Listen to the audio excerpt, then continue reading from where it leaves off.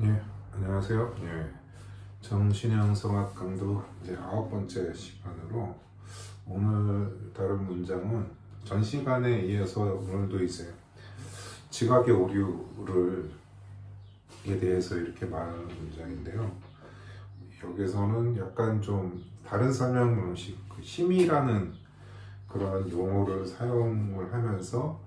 그 지각의 오류가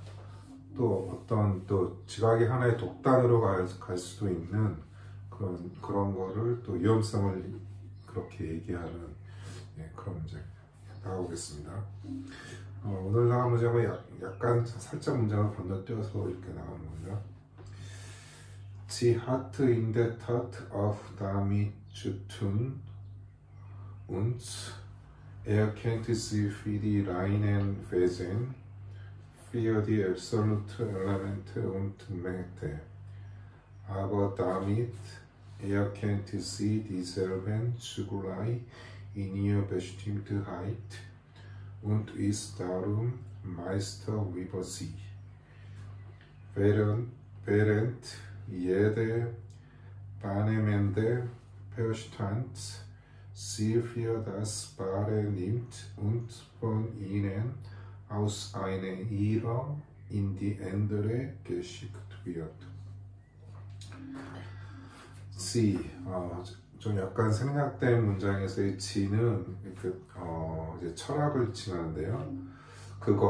철학은 또한 실제로 그러한 것이라고 하는 거는 그 사유에서 우리가 지각을 하는데 그 진위가 언제든 뒤바뀔 수 있는 그런 것들과 관련되며 그것은 순수한 본질, 절대적 요소이자 힘들로 인식하지만 철학은 그러한 진위가 언제든 뒤바뀔 수 있는 것과 철학은 관련되며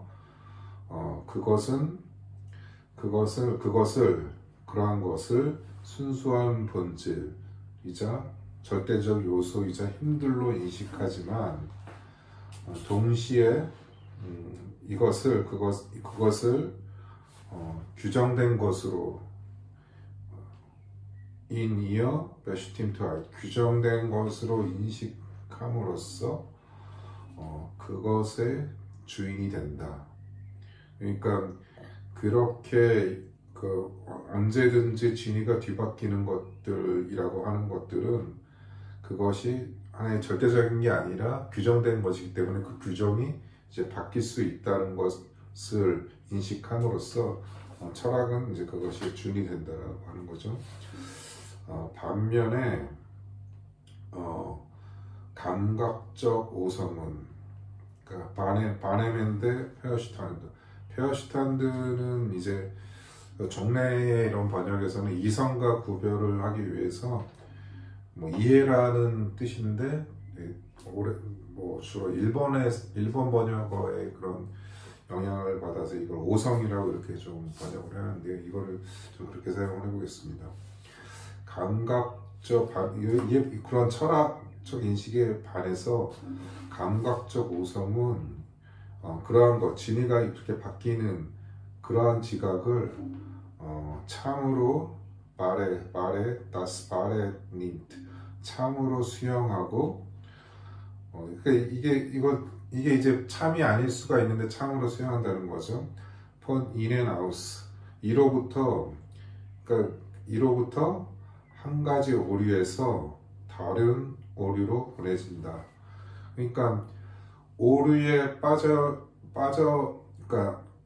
진위가 바뀌는 그런 것들을 참으로 인식하는 것은 오류인데 그런 오류로부터 이제 또 다른 오류로 이렇게 보내진다고 하는 겁니다. 여기서의 이제 철학은 하나의 이제 이성적인 인식을 의미하는 반면에 이에 반해서 이제 상식적인 이해는 이제 하나의 오성적인 이해인데 이런 철학적 이성적인 인식은 오성보다는 좀 더 진전된, 발전된 그런 사유로서 그 감각적 지각에 기반한 오성, 이런 상식적인 이해를 반성하는 것, 그런 오성을 대상화시켜서 그것을 이렇게 또 다시 관찰을 한다고 볼 수가 있는 거죠. 그리고 이 문장에서 좀 특이한 점은 이런 지각에서 힘이라는 맥테, 힘이라는 용어를 이렇게 사용을 하는 건데, 그 인식의 대상인 사물의 속성이 이질적으로 나타나는 것을 하나의 이렇게 힘의 현상으로 보려고 하는 그런 접근이 나오는데, 이러한 것은 하나의 힘들의 어떤 상호작용, 그런 것을 힘들의 상호작용, 힘들의 그런 갈등, 이런 것들은 하나의 이제 정치 철학적인 주제라고 할 수 있는 하나의 뭐 인정투쟁의 양상을 또 예고하는 그런 문장이라고도 볼 수 있겠습니다. 그래서 이어서 나가보겠습니다.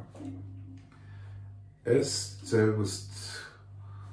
kommt nicht zu dem Bewusstsein, dass es solo einfache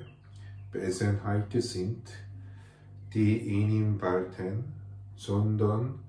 er meint es immer mit ganz gediegenem Stoff und Inhalt zu tun zu haben, so wie die sinnliche Gewissheit nicht weiß, dass die leere Abstraktion des reinen Seins ihr Wesen ist.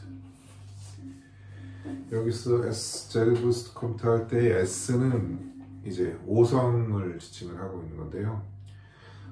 이것은 오성은 die in ihm walten, 그 자신 안에서 작용하는 것이 바로 solo einfache Wesenheit, 바로 그러한 단순한 본질들이라는 것을 kommt nicht zu dem Bewusstsein, 그 의식하지 못하고 자신 안에 작용하는 그런 지각에서 작용하는 것들이 단순한 본질들이라는 것을 의식하지 못하고, 오히려 그것이 항상 완전히 견고한 진료 및 내용과 관련된 것으로 보는데,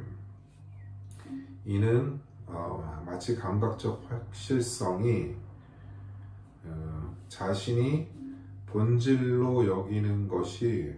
순수한 존재의 공허한 추상에 지나지 않음을 모르는 것과 같다, 마찬가지다. 그러니까 오성이 우리의 단순한 이해가 지각하는 것이 매우 아주 견고한, 변화하지 않는 견고한 질과 내용을 가지고 있는 것으로 보는데, 이런 것은 이제 감각적 확실성이 자신의 본질로 여기는 아는 순수한 존재, 아주 그런 감각적인 내용이 없는 그러한 순수한 존재의 공허한 추상과 별반 다르지 않다라는 식으로 이제 비판을 하고 있는 겁니다. 그러니까 이 문장에서는 감각적 지각이 감각적 확실성을 넘어서 이렇게 감각적 독단에 이룰 수 있다는 것을, 그러니까 그러한 언제든 진위가 바뀔 수 있는 그런 지각을 아주 변화에 무관한 견고한 진료와 내용을 가진 것으로 보는 것은 하나의 이제 독단적인 사유로 나가는 걸로 볼 수 있다는 거죠. 근데 감각적 내용이 있는 지각도 해결이 보기에는 이제 진리가 아니지만은, 이제 감각적 내용이 없는 순수한 추상도 해결이 보기엔 그것도 이제 진리가 아니라고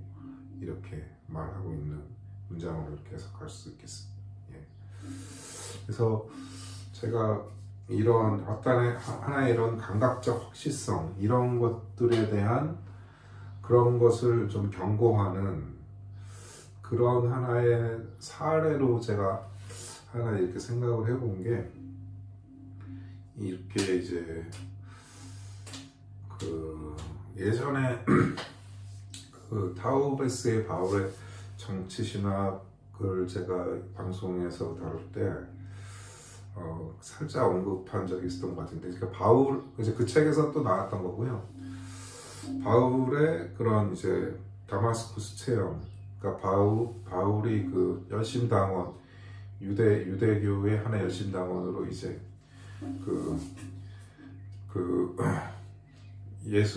예수를 따르는 사람들을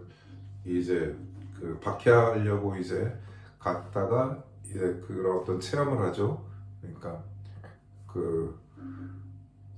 그런 이제 그때 눈이 멀고 왜 그때 하나님이 바울에게 왜 나를 핍박하느냐 하는 그런 체험을 하고 나서